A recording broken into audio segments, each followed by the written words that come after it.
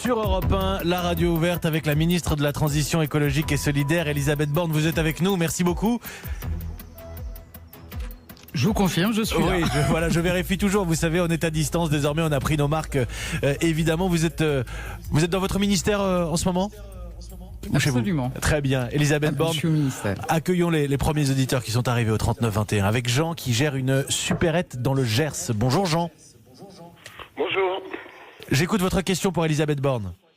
Oui, bonjour Madame la Ministre. En fait, ma question, c'est nous, nos employés ont accepté, et beaucoup d'employés des supérettes du supermarché ont accepté de travailler pendant tout le coronavirus, en prenant, vous imaginez bien, quelques risques, parce que quand on est au contact du public, on prend quand même des risques.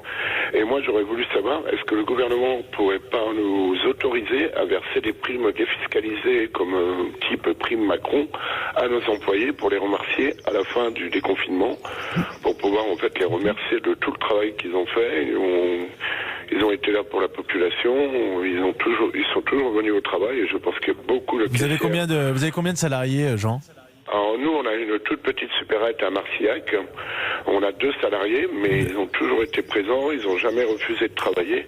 Et vous voulez leur verser une prime, ce qui paraît bien normal, et tant qu'à faire qu'elle soit défiscalisée, si je vous suis bien, Elisabeth Borne ? Voilà. Alors, je voudrais rassurer Jean, c'est bien prévu. Les entreprises peuvent verser des primes défiscalisées. C'est 1 000 € et puis ça peut même aller jusqu'à 2 000 € quand il y a un accord.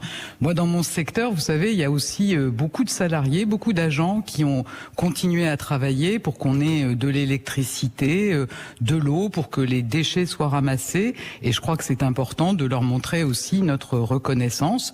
Ça va évidemment par les applaudissements le soir que tous les Français à 20h adressent à nos soignants en première ligne, mais aussi à tous ceux qui ont permis à notre pays de continuer à fonctionner et les salariés des supérettes en font partie. Voilà pour Jean et ses salariés, Jean qui veut leur verser une prime. Et pour compléter par rapport à ce que proposait Pascale Fontanelle-Persson avec 110 députés derrière elle, la présidente du groupe Tourisme à l'Assemblée, transformer cette prime Macron en chèque vacances ?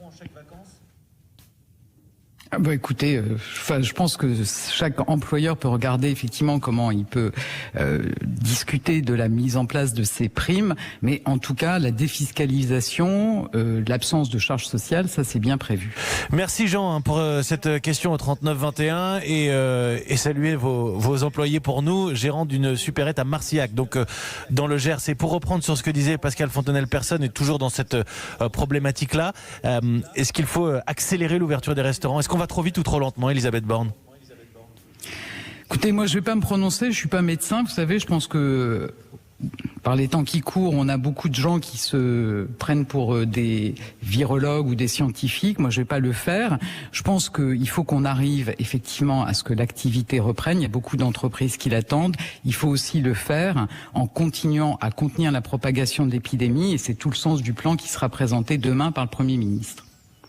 On va attendre le Premier ministre alors, Elisabeth Borne. Olivier, pardonnez-moi, je donne jamais le nom de famille, mais vous avez votre nom sur le compte Twitter. Bonjour Olivier. Bonjour Mathieu. Bonjour. Merci d'être en direct avec nous au 39-21. Votre question pour Elisabeth Borne. Bonjour Madame la Ministre. Bonjour Olivier. Bonjour. Comment motiver les Français avec un cours du pétrole aussi bas et garder le cap de la transition énergétique et écologique, sachant qu'aujourd'hui, sur le plein d'une cuve de 1000 litres de fioul, l'économie de 300 € actuellement. Comment on peut arriver à motiver avec vraiment un cours du pétrole aussi bas ? Alors, effectivement, le cours du pétrole, il est bas aujourd'hui. Je rappelle qu'à l'automne 2018, il a été très haut et c'est bien ce qui a aussi suscité de la colère parmi les Français, on s'en souvient.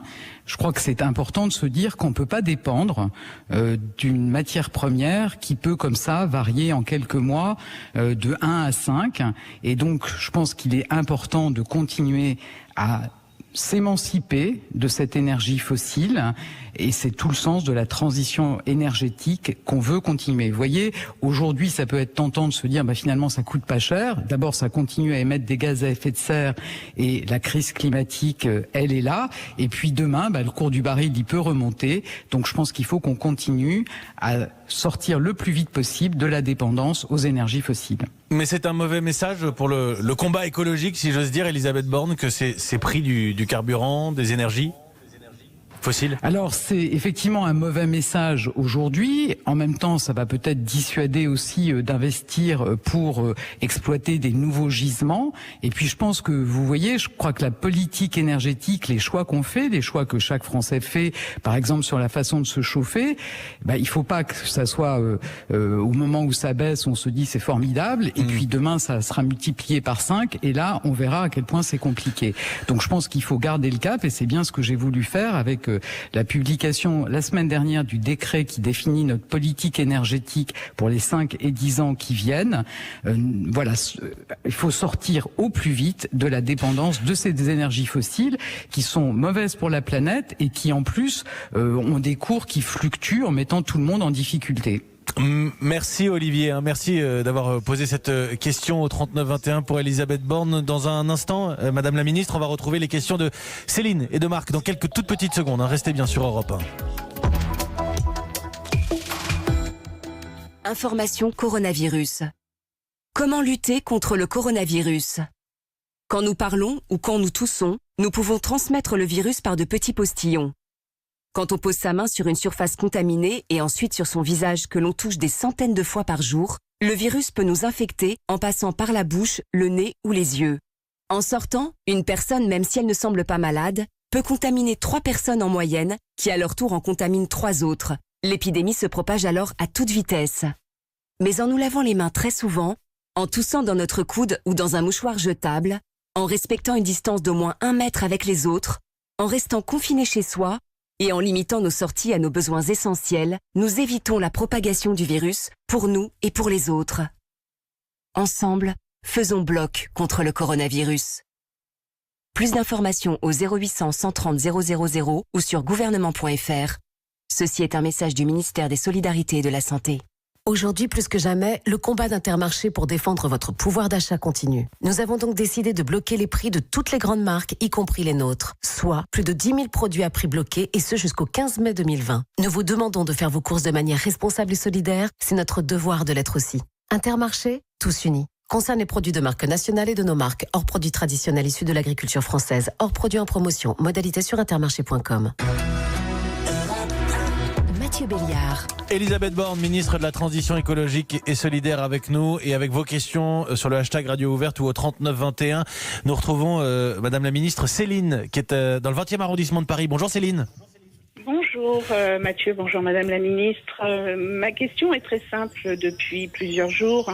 On nous dit qu'il sera obligatoire d'avoir un masque dans les transports. Or, il y a une catégorie de la population dont je fais partie qui ne supporte pas les masques pour différentes raisons.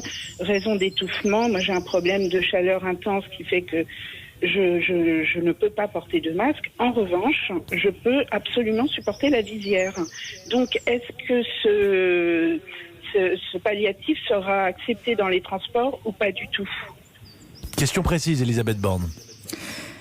Bonjour Céline, écoutez, moi je peux pas vous répondre sans l'avis des scientifiques. Je pense que de toute façon, ce qui est important, c'est effectivement que quand on porte un masque, non seulement on se protège, mais on protège aussi les autres. Donc plus que jamais, c'est indispensable d'avoir des règles collectives.